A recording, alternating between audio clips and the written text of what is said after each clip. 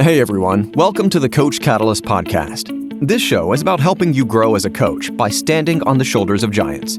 Each show, you get a different mentor in your ear. The early motivations, the successes, the failures, the tools, the tricks, and the insight into where the industry is going. All of it so you can make your own dent in the world. Remember, success leaves clues. Now, without further ado, on to the show. Good day, my friend, and welcome to the Coach Catalyst podcast. I'm your host, Trevor Whitworth. On today's episode, I have the pleasure of speaking with Chris Cooper. Now, Chris is the true definition of an entrepreneur, has multiple different businesses, from gyms to the largest fitness mentorship program in the world. Some of you may have heard of it. It's called Two Brain. In this episode, we get into all of those. We get into how he started, how he grew the gym, how he grew the mentorship program, and we really turn this into a two-part series. The first part, we talk about the gym life and how that came to be, and then we talk about Two Brain, how that came to be. And so you're going to want to make sure you listen to both episodes, but today we're going to talk about the gym, and that all starts back on a park bench. He had been up since 4 a.m. He'd worked 13 hours the day before. He didn't know what he was going to do to support his family, and he just wrote a $500 check that he was hoping the recipient wouldn't cash. Well, we get into that story and a whole bunch of other successes and failures in this episode of the Coach Catalyst podcast with Chris Cooper. Chris Cooper, welcome to the Coach Catalyst podcast. Thanks, Trevor. You know, I've been a fan forever because my gym name was Catalyst, and even before I started my gym, I was offering my clients the Catalyst diet in like 2001. So I think it's the best name in the world, and I'm happy to be here. I love it. It's strategic positioning, right? The one thing I don't like about Catalyst is sometimes when people try and spell it. So like it's sometimes they struggle a little bit. It's like Catalyst. We're good. So That's right. Chris, most people know you because of the Two Brain business that you're doing now. You're helping gyms all over the world build amazing companies, really, and kind of changing their local communities.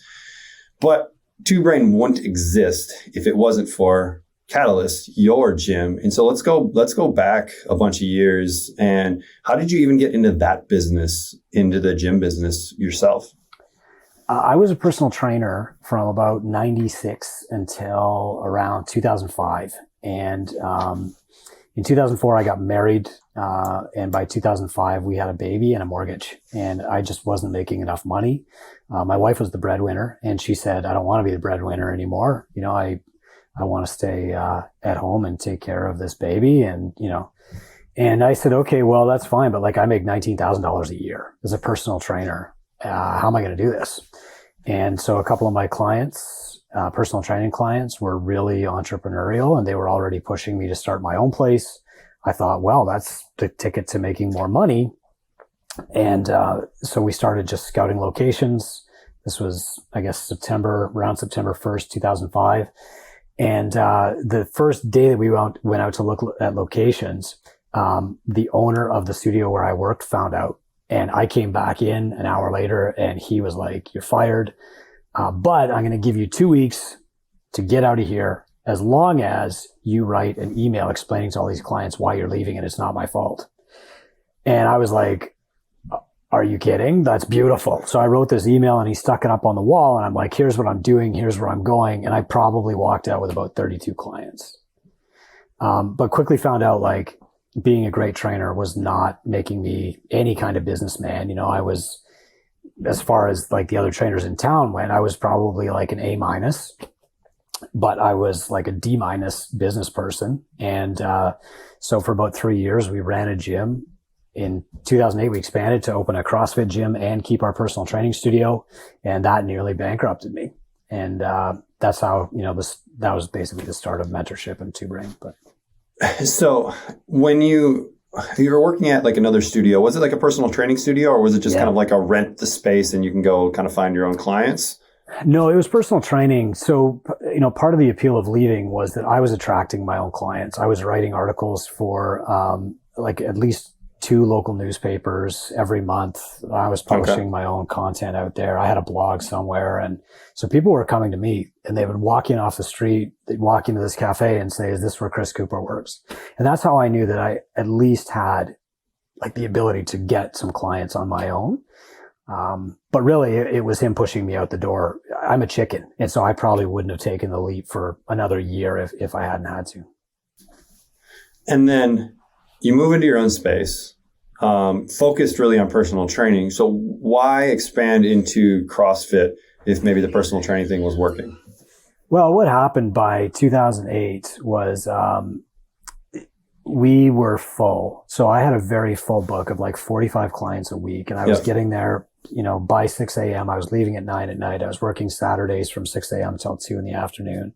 And I finally realized like there's just no way to make more money in less time here. Like it's just me. And Mike, who started with me 2 weeks after I started, like he was full too. And we had 2 other trainers and I still wasn't making enough. And so we found the CrossFit model originally in 2007 and we all thought it was a joke. Like we were like, this is garbage. This can never work. And we set out to disprove it. And so one of my trainers was like, I'll do it for a month. I'll blog about it, and by the end of the month, he was like, this is awesome. You got to do it too. That was Tyler.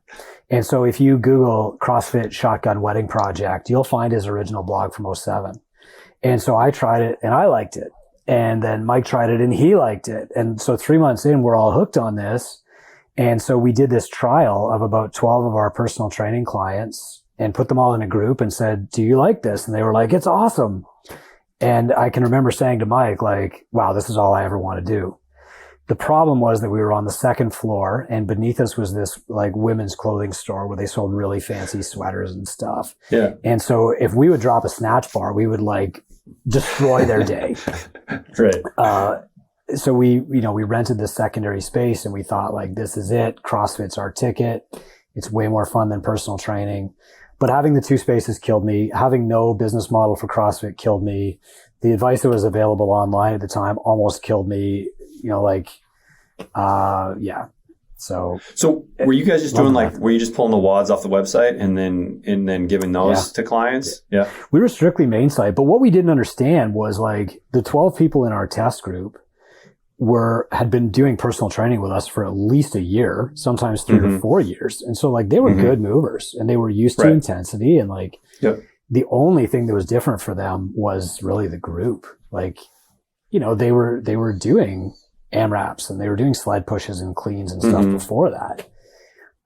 So the only difference was the group. And then just having that group really added to their love of the whole program.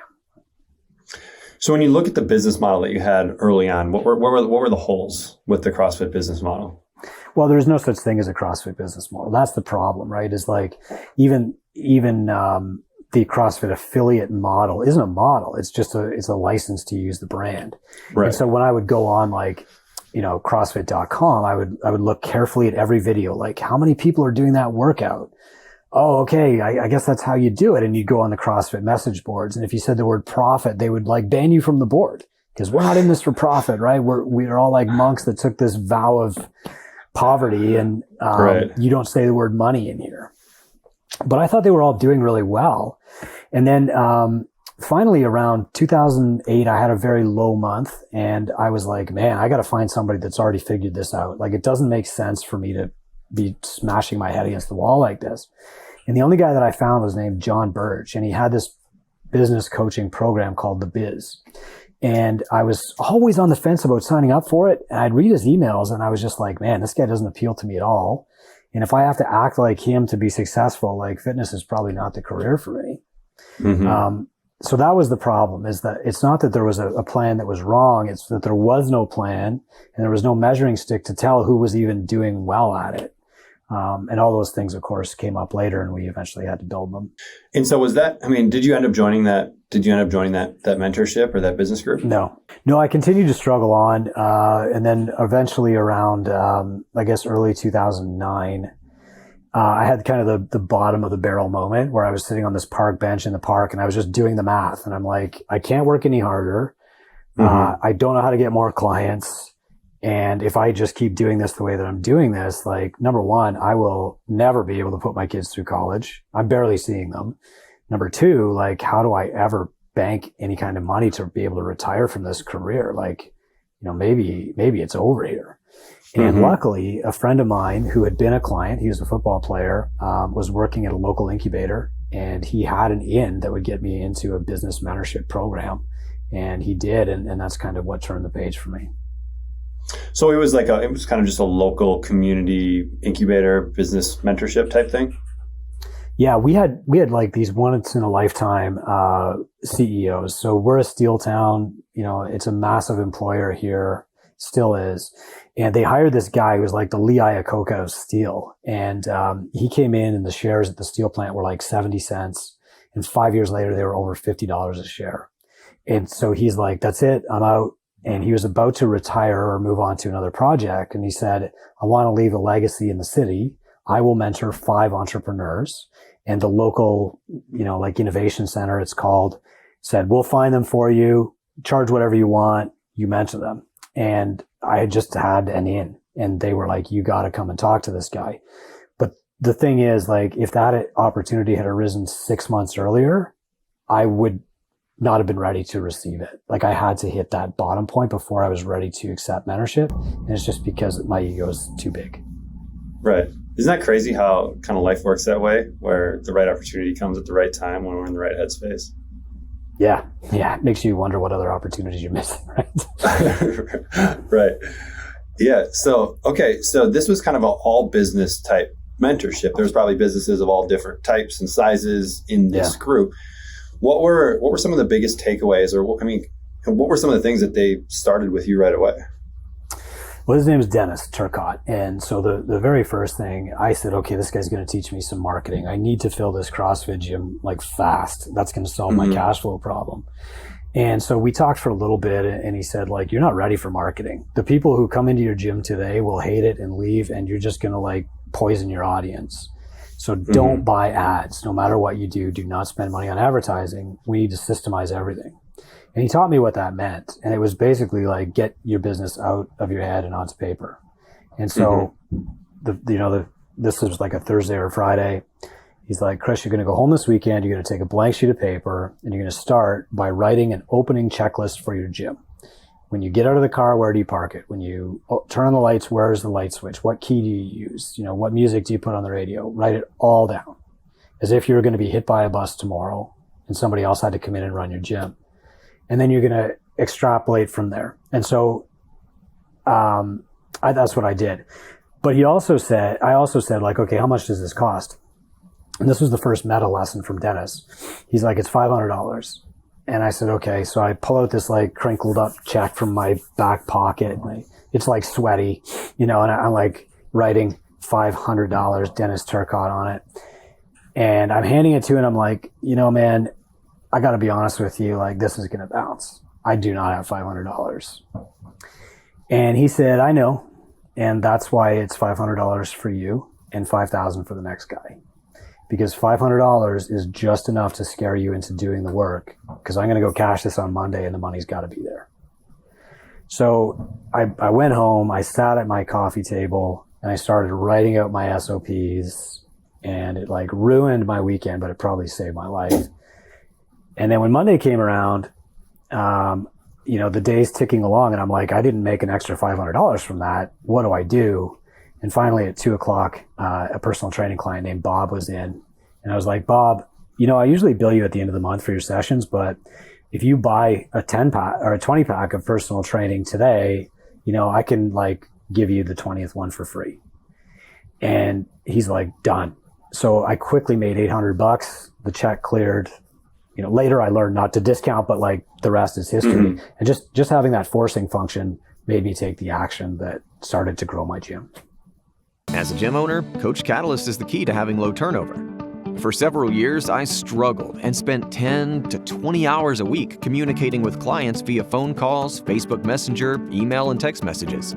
I had tried everything to make my life more efficient. I was at my wit's end. And then I found Coach Catalyst. Since starting the software, I have found a life again, and my clients are thanking me for being so involved in their fitness life. I've cut my daily commitment to interacting with over 300 clients to under 15 minutes a day and have streamlined my 6-week challenges. I couldn't recommend it more. I just don't know if I would even be here today if it wasn't for Coach Catalyst. If you don't have an account already, you're missing out and not helping the people you could be.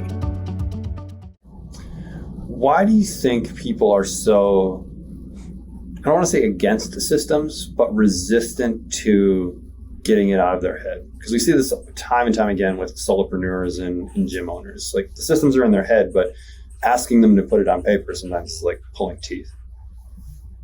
I think when we start, we're our own worst enemy. I was, so I can only speak to myself because I can't see inside anybody else's head. But ego was part of the problem for sure. I just thought, like, part of the fun of entrepreneurship is that I'm going to figure it out, and then people are going to really like love me and respect me because I'm smart enough to figure this out.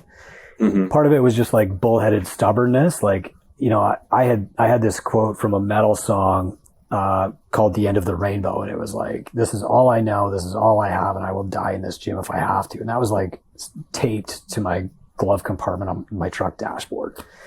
And then a lot of it, honestly, was just like, not wanting to ask for help, but also like the fear that, hey, if I write down all these processes, my staff could go start their own gym, and now I'm really in trouble. I've got competition and I've got half my workforce. So there was a lot of that fear. And even later, like when I started climbing the value ladder, we say, which is like doing higher value things to grow my business, I was scared to give clients to the other trainers because I thought, hey, if I build up their book of business, they could always just like walk away. And I was more scared of that than I needed to be. But there's a lot of fear there. So kind of step one was getting your SOPs in order. What was the next step after that? Consolidating them and then telling the staff, like, from now on, we're all going to do this the same way. That was step 2. And then step 3 was really understanding the value of each role. So I was doing everything, right? I would come in the morning, I would mop or clean up if there was a mess from the night before. And so the second step that we worked on was like, you need to hire a cleaner. And I said, I don't know, I can't pay myself. Like, how am I hiring a cleaner? And he said, you're going to hire a cleaner for 3 nights a week for 1 hour. This person's going to come in. And while they're there mopping, you are going to sit at the desk and you are going to do something that will get you more clients. And I said, okay, yeah. He's like, if you had to get 5 more clients today, what would you do? And I'm like, I don't know. And he's like, what's worked in the past? And it was email marketing. Mm-hmm. So he's like, all right, that's what you're going to do. You hire a cleaner, and the minimum wage at that time was maybe about $9 an hour in Ontario. So I hired a cleaner 3 nights a week. And the first night I sat there and I wrote an email to my email list. And by Friday, I had made enough money to like pay for the cleaner for a month. And I said, okay, there's something to this. And then eventually I hired a 6 a.m. coach, and I would still be there at 6 a.m. and she would coach and I would like work on growth, on marketing. And so we started researching like an on-ramp program.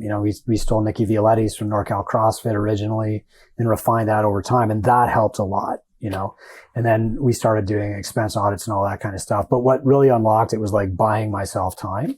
And that's a rule that we teach everybody still, is like every day before you do anything else, spend 30 minutes growing your business.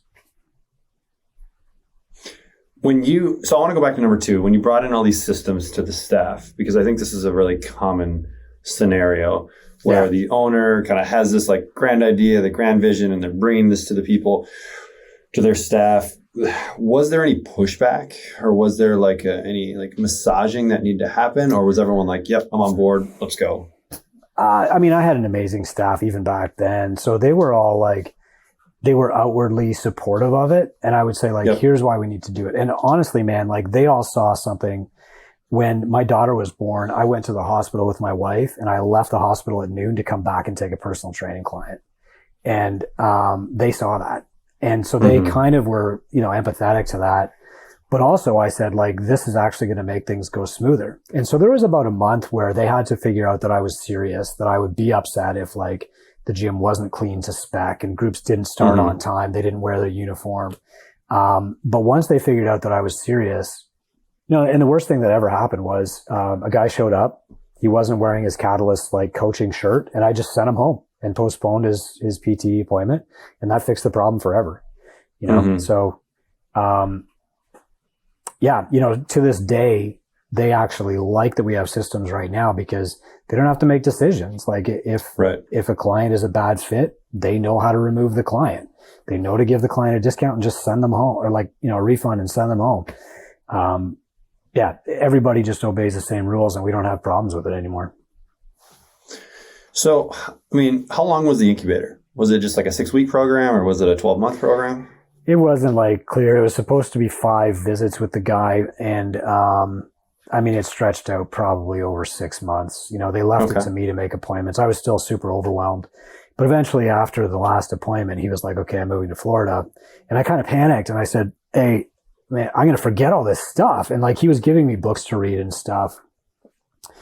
I was like, I'm going to forget everything.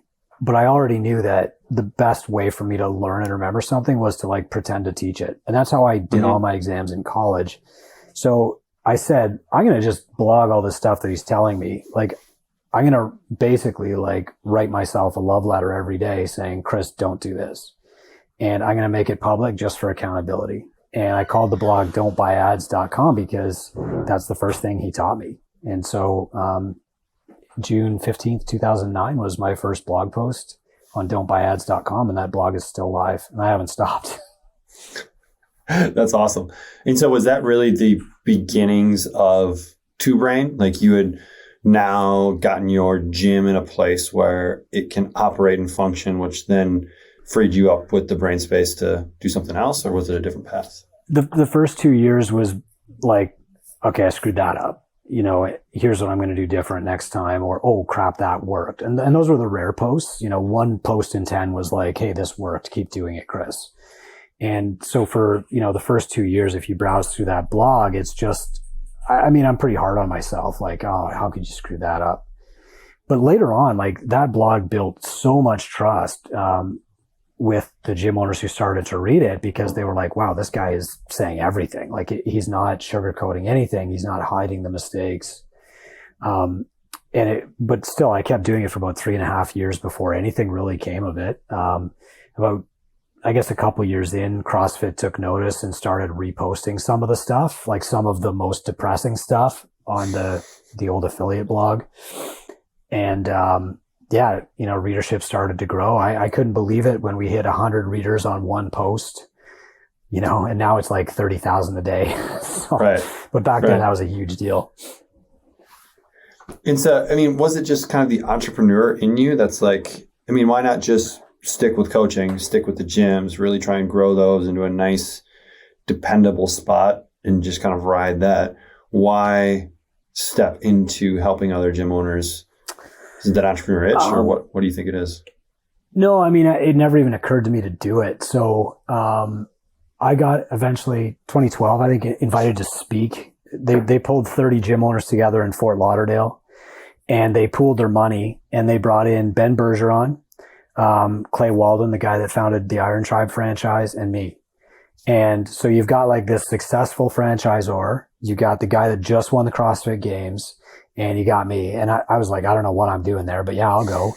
And they couldn't pay me, but they would cover my like flight and hotel or something. Right. Yeah. And, so I just, you know, I'm like, I don't know what I've got to do here. These other guys are going to bring great materials. Ben was already doing a little bit of business coaching, I think, but, Forrest Walden, not Clay Walden, sorry. Forrest would have all these amazing things. So I'm like, well, I'm going to bring a handout. I'm just going to take my top 20 blog posts, put them in a book and ship it down there. The cheapest way to do that was to like self-publish, a book. And, I didn't know what I was doing. Like, but anyway, Seth Godin had written a blog post about using a self-publishing platform called Lulu. So that's what I did. I had to like hand draw a cover. I don't even have a copy here. You know, and it's like, so I cut and pasted it all, shipped it down. Most people didn't even take a copy. The talk went pretty well. I had a ton of questions, like 2 hours of Q&A afterward. Came back to the Sioux and I was like, I guess I'll just keep blogging. Like I really didn't think it was going anywhere. And then somebody called me and they're like, yo, how do I get a copy of that book? So Lulu wouldn't just drop ship one copy. So I put it on Amazon, and the guy bought a copy. And I mean, Trevor, this book, it didn't have a table of contents, but that didn't matter because it didn't have page numbers, and it had like a chapter 2 and 4, but no chapter 3 for some reason. Like there were probably copyrighted images in there. And it sold 32,000 copies and became like the best-selling fitness business book of all time. And still, it never occurred to, I was like, wow, I got a check 1 month from Amazon for $400 in royalties. And I'm like, that's it. Like I've won the lottery. And then a guy from a software company called me.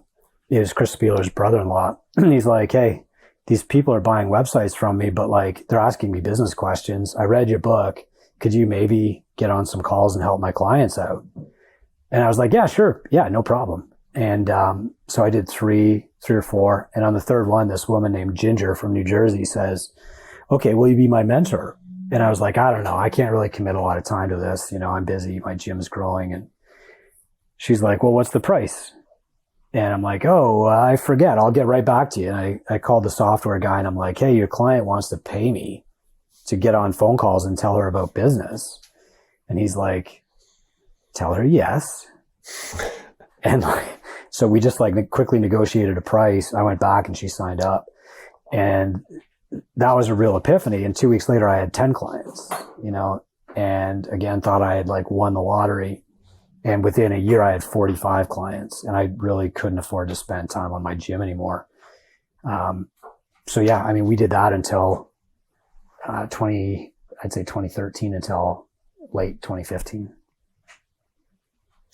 Has writing always been kind of a superpower of yours, or did you kind of have to force yourself to sit down and get your thoughts on paper? Oh, I like it because it organizes my thoughts. If I don't do it in the morning, I'm pretty scattered, but that doesn't mean I'm good at it. If you go back and you read the first post on don'tbuyads.com, I don't even know what I was talking about. Right. So, okay, whatever. And then luckily I got hired by CrossFit to be part of their media team. And I got a lot of instruction from this guy, Mike Workington, and, some coaching on writing. And eventually what I figured out from all of that after 3 years of being a paid writer is that I should just hire Mike Workington to do my edits. So that's what I do now, but I still like it. As a coach that runs challenges, I needed my life back. I had stuff all over the place. A Facebook group for community interaction, Google Sheets for check-ins and measurements, and was drowning in email communication. As my challenges grew past just a handful of people, I started to notice clients were falling through the cracks. I began researching virtual assistants because I just couldn't manage it all. And truthfully, the client experience was going down the drain. Luckily, a friend recommended Coach Catalyst and just told me to trust her. I'm sure glad I did. Now I can run my challenges with 2 or 200 clients with just a few clicks. The lessons get delivered on the right days, the accountability happens automatically, and most importantly, the communication is all in one spot. I even created 2 new challenges from the Coach Catalyst library. Best part, didn't have to change a thing. I used to spend 15 minutes just trying to log into all the apps I needed. Now I log in and my dashboard tells me who needs a shout out and who needs a kick in the butt in about 15 seconds. I feel like a huge weight is lifted off of my shoulders. I can finally spend my time coaching again instead of worrying about all the admin work. Do your brain a favor and get Coach Catalyst. That's awesome. I mean, kind of looking at superpowers too, do you think that your ability just to kind of take just action on things is what allowed you to kind of keep moving forward, or what do you feel like you do better than other people? I produce a lot of content, and I think that's a learned skill. If you start your day looking for ways to help people, eventually you just get really better at finding ways to help people. And I think that's actually the meta skill. Mm-hmm. Think Like a Monk. Have you read that book? I've heard of it, but not read it. No. Oh, dude, Jay Shetty wrote it.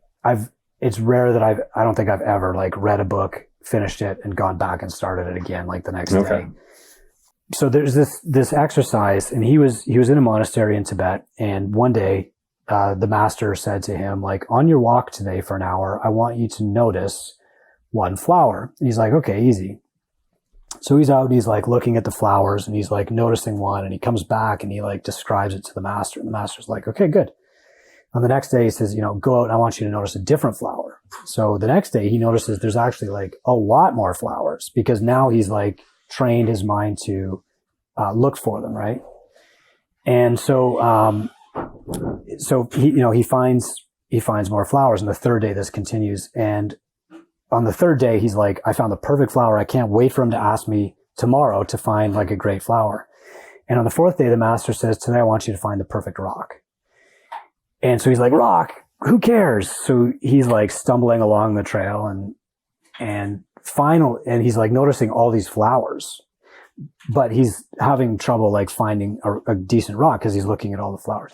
Anyway, the lesson was like that you just train your brain to notice whatever you're trying to pay attention to over time. So for me, it's easy to create a lot of content because every single day I see massive opportunities to help. And I end most days with like 9 blog ideas, Mm-hmm. And so do you write right away in the morning then? Is that kind of your ritual is just start creating content first thing in the morning? Yeah, usually by 5:35, a cup of coffee, basement, and I'm doing a blog. Our blog is so good now though that like probably 20% of what I write makes it onto the blog. The rest is just fodder. Yeah. Right. And so as far as Two Brain goes, is the blog then a fairly big driver of new clients? It was, yeah, for a long time. I mean, so we incorporated Two Brain Business in 2016, February 13th. And for a long time, it was just the blog. And then we got into a podcast, and that became like a primary driver. And during COVID, which was another great forcing function, we started a public Facebook group called Gym Owners United. Mm-hmm. It's gymownersunited.com. It's absolutely free. And our mission every single day was just like give people updates on what's happening and what they can do about it. And quickly jumped that group. Now there's like 7,000 gym owners in there. And we built a lot of trust during that crisis, partially because we had like actual data, but partially because we were already big enough that like, when lockdown started happening in China, we had gyms there and they were telling us what was happening. And then it happened in Spain and then Italy and then France. And then as it like worked its way west, we saw it coming. And by the time the first gyms like on the eastern shores of the US were talking about it, we already had a plan. Like we'd already published, here's what to do. And that built a ton of trust. But that's just a feature of like having the data and the connections. So you said you incorporated in 2016. Obviously, the gym is still going on as well. Yeah. Did you have a hard time with that, like transition? Like, hey, I still need to be doing stuff here, but I also want to be building this thing. Or did you kind of draw a clear line in the sand where it's like, hey, I have people in place to run this, and I'm going to go do this new thing? I screwed it up at first, Trevor. Like, I think I abdicated too quickly. Like, I got super excited about mentoring other gym owners and quickly got so busy. So 2014, I was mentoring other gym owners through 3-2-1-GO project. I was working for CrossFit and traveling for them. I was their main point man for something that they were calling the CrossFit community page at the time, which was just like human interest stories in gyms. And I had my gym. I actually had 2 gyms at that point. And so I was like, something's got to give here. I'm going to just hire somebody to manage the gym, because like what I'm making for CrossFit pays the salary for the gym. And then I can also work on my business mentorship program, and that would be my income. And so, like when Glassman said, how much do you need to make to work for the media team? I actually named the salary that I was paying the GM of my gym. Cause I'm like, if I can pay her, then I can work on this. Right. So, yeah, but I abdicated too quickly. I mean, she's a fantastic woman, super duper smart, like crazy smart. But I just like walked away. I'm like, here you go. It's all yours, Mel. And so after about a year and a half, it was just like not working out. She's like, I don't see you. I don't talk to you. I'm trying to figure this out. I'm like where you were in 2007. Like, it's so frustrating.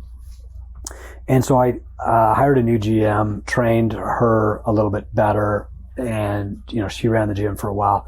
And then we had a couple come in and they managed the gym right up, until COVID, and some of the lockdown requirements just they just couldn't work there anymore. And then finally, now we've got a new GM at Catalyst too. There's definitely been times when I've been like tempted to just sell it because, you know, I still make a good salary. I own the building it's in, so I'm like the landlord for the gym. But there are times when I'm like, why am I dealing with this problem right now when I have a much larger company? But one of my mentors, Todd Herman, said, like, you always have to stay close to the pain of your clients. And so I keep my gym because every time I go through something that's stressful, it's something that I can help them get through later too. Mm-hmm. And I love it. I mean, it's part of my mission. So right.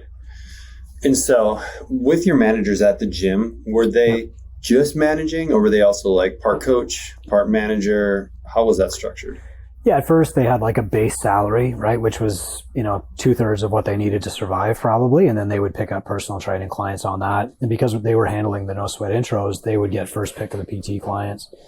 Mm-hmm. And so they would make a living doing that. Later on, it became like, okay, I need a full-time salaried person just managing it because it's really big. And that was probably 2018. I had this amazing coach named Miranda. She's like, my husband is unhappy with his job. And I'm like, that sucks. I'll invite him for lunch. And the day that he came for lunch, it was snowing like crazy. I had this little tiny truck and 2 kids playing hockey. And Jamie, the husband, shows up in this beautiful GMC Sierra. And he's like, hey, I'm leaving this truck with you. It's snowy. The roads are bad. You got to get your kids to hockey tonight. Take the truck. Bring it back to me tomorrow. I was like, you jerk. I know what's happening here.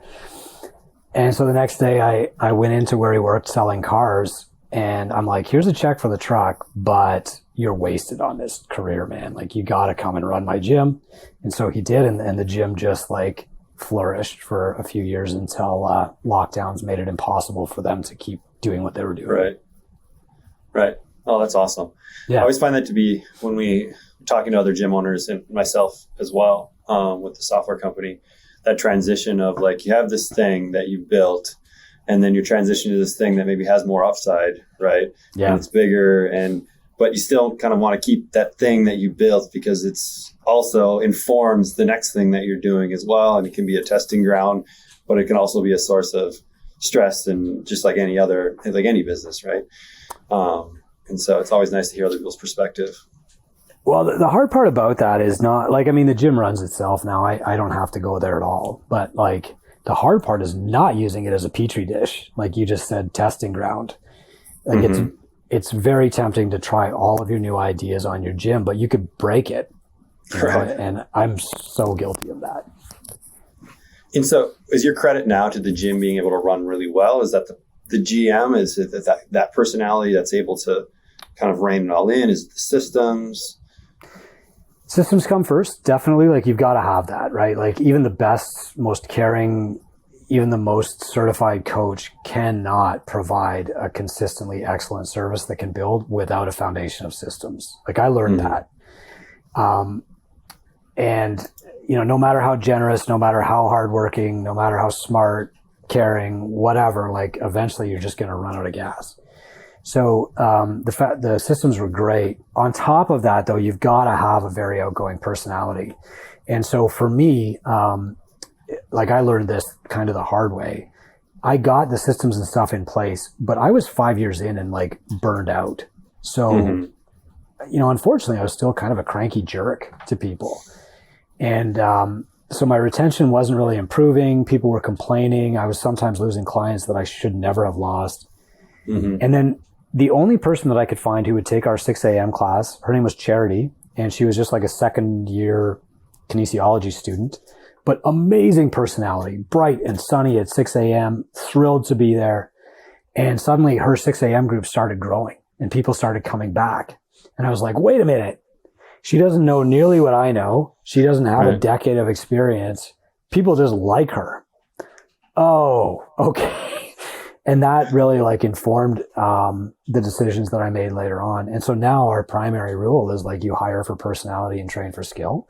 And, you know, our new GM is a massively fun personality that people just want to be around. And is the business model for Catalyst right now still the group and personal training, or has that shifted over the years? I mean, it shifted in percentages, but it's never really changed. I mean, right now, personal training is a bigger percentage of total revenue. It's probably around 35, 36% than group training. But I think that's still kind of like the COVID hangover. I mean, you know, Canada has only been out of lockdown for a year. And so through that lockdown, like our retention on personal training was 100%. Retention on group was like 72%. And so you have to like build that back up and it'll normalize again. But yeah, I mean, it's interesting right now. Like the biggest problem that we talked about, we had lunch yesterday, was nobody wants to do group. Everybody wants to do personal training. Great. That's fine. Like whatever they want, we will still get them fit, you know? So how did you survive the lockdown? There were a lot of gyms that didn't. Why do you feel like you guys were able to make it through successfully to have a business at the end of the day?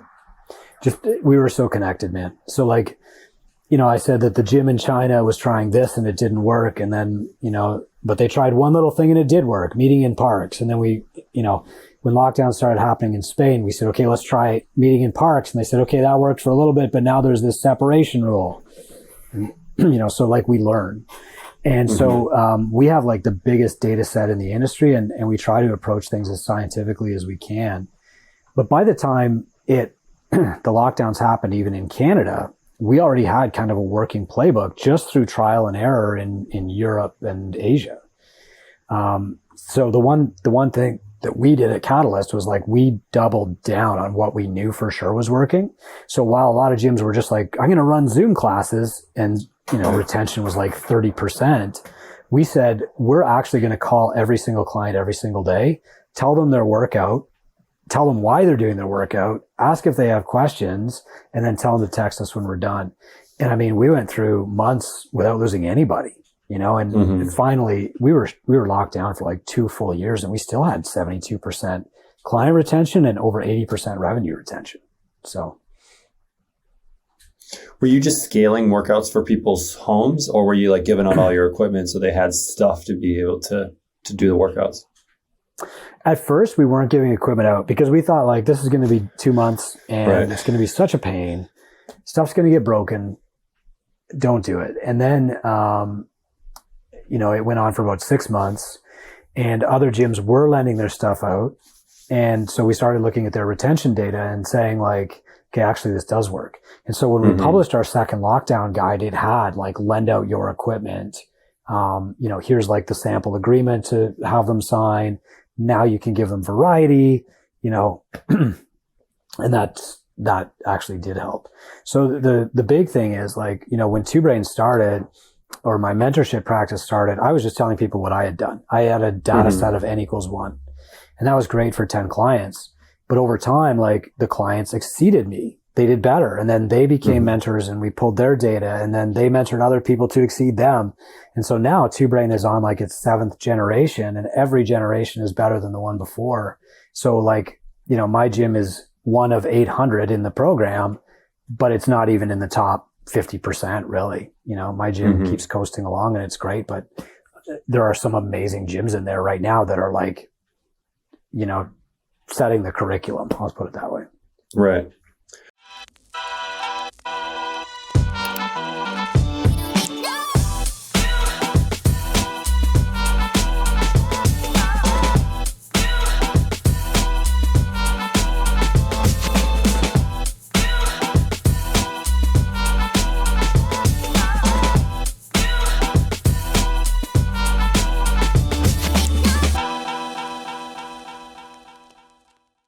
I want to go back to this connectedness thing, because my guess is at Catalyst, you were already connected to your members at a fairly deep level before COVID even hit, which allowed you to kind of get through it. Are there any strategies that you guys use or systems that you guys use there to help improve the connectedness between coaches and clients? Yeah, I mean, we still start everybody one-on-one, and like an on-ramp program, even if it's 5 sessions, you can start building that connection point. You know, there's some good science behind this. Like, you know, basically if you want to keep a client around, you have to form this triangle between the client, the coach, and somebody else in the gym. So maybe that's like, a new friend, or maybe it's like the client success manager, or maybe it's the owner, whatever, right? And if you've got that triangle, like it's okay for the client to break one of those bonds, but it's really hard to break two. So what we do is we put everybody through a no sweat intro first. We talk about their goals. We talk about how we're going to build a program to get them there. We don't try to sell the program because nobody cares about being better at CrossFit when they walk in the door the first day or whatever. Instead they want to know how we're going to get them to their goals. So that's the first thing. And the second thing is like constantly measuring their progress and tracking against those goals. So we teach that model through Tube right now. And, through lockdowns, that was it. It's like, okay, Trevor, we know your goal is to get stronger. Here's the workout for today. This is going to help you get stronger by XYZ. It's heavy. So by lunchtime, you're going to feel like you're starving and you want a nap. Expect that, plan for it. And if anything else happens, text me by 1 p.m. If not, tomorrow's a rest day, so go all out. And that kind of framing really, I think, helped with retention through lockdowns. And the cool thing about lockdowns is it's like everything was under intense scrutiny and pressure. And if something didn't work, you got rid of it really quick. And we learned what the most important parts are, and you can still use all that stuff now to improve retention too. So how do you scale? So how many clients at Catalyst do you guys have in total, personal and group? I would guess 125 right now. Like we aim for 150. When we reopened, I had a mission meeting with two of our longtime 20-year coaches, not 15-year coaches. And I said, here's the mission. We want to extend the health span and lifespan of 7,000 people in the Sioux because that's 10% of the population. And if I can extend your health, then I can probably trickle down into your wife and your kids, right? So this is how we make our impact. But we can't train 7,000 at once. I propose 150. And my staff was like, we propose 100. So we settled on 150. And that's the goal. Then we worked backward and said, what's our ARM have to be? What's our LEG have to be? How do we know when we've successfully changed their life or their outcomes? And, mapped all of that stuff.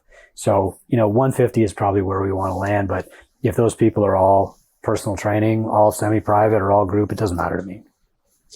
So, that's a handful of people. How do you track progress across that many people? Because I think the goal is quarterly, right, for you guys? Yeah. So, what's the system there? It's honestly pretty rudimentary. It's not Coach Catalyst, I'll tell you that. Unfortunately, it's like a spreadsheet that we've had since day one. We've used pen and paper. Back in the day, we used to have the manila file folders and stuff. But Coach Catalyst, I'm sure can do it 1,000 times better. So the goal is, you guys pretty much talk to people. You're trying to kind of reassess someone's goals every quarter. That's probably the goal. Yeah. Are coaches doing that kind of outside of hours that they're training clients? Is it part of the training session? Because personal training, there's a lot of downtime where you can have those conversations. Is there a way that you guys structure it so that it's kind of fits into the flow of the business and doesn't feel like, I've got kind of another thing to do on top of my day-to-day activities? That's really the GM's job. So, she brings them into the office, puts them on the InBody, or whatever. If their goal is 70% are probably body comp goals. So they go on the InBody, let's say, and she'll say, okay, here's your progress, and the value of that InBody, the thing that pays for it is the little graph at the bottom of the paper that shows that little line of their progress. Yeah. And here's your progress. Are you completely satisfied with your progress? If they say yes, she says, I'm so proud of you, takes their picture, tells their story. If they say no, I wish it was going faster, she'll change the prescription. Okay, if I was in your shoes and I wanted to speed up my progress, here's what I would do. And that usually means working with the nutrition coach or coming more often. Right. Okay, so she's kind of the point person that's really managing all of the clients to make sure that they're getting the experience they want, they're making the progress they want, and then communicating that with the coaches. And then that probably helps with the triangle of they have their coach that they probably see on a regular basis, whether it's their personal trainer or the group coach. And then they have her, who's kind of their success coach, and probably another client at the gym as well.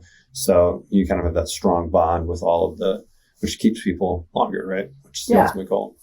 When we had 220 clients, and by the way, like when we had 220 clients, our rates were too low. So we were barely, we were good, but like I wasn't making more money back then than I am now. Like I still have the same salary and we still pay the same rent and all that stuff.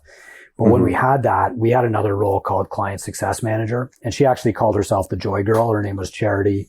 And, she would like, just like check in with people because there were too many clients for the GM to handle on her own. Right.